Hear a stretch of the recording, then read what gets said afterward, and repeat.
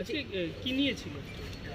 আজকে সারা পৃথিবী জুড়ে যেভাবে নোবেল করোনা আতঙ্ক ছড়িয়ে পড়েছে, আমাদের এই অঞ্চলে বা পশ্চিমবঙ্গে সেটা সেভাবে কিছুই নেই, কিন্তু বিভিন্নভাবে মানুষের কাছে যেভাবে এই করোনা নিয়ে প্রচার হচ্ছে, মানুষকে আরও বেশি অনেক বেশি আতঙ্ক করে দিচ্ছে।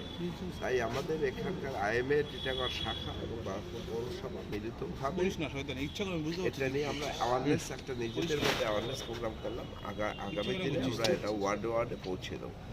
এই বার্তাটা ডাক্তারদের সাথে করে নাগরিক সভা করে আমরা ওয়ার্ডে ওয়ার্ডে পৌঁছে দেবো মানুষকে। বলছি, এই সাধারণ মানুষকে কিভাবে সচেতন করবেন বলে ডাক্তারদের সাথে আলোচনা করলেন?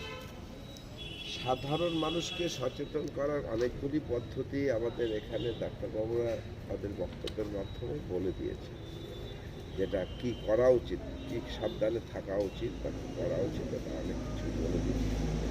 সেই জায়গাটা ক্ষেত্রে যে মানুষের আতঙ্ক হওয়ার যে কোনো কারণ নেই, বড় কোনো কারণ নেই, সেটা আজকের এই মিটিংয়ে ডাক্তারবাবুরা পরিষ্কারভাবে বুঝিয়ে দিয়েছেন।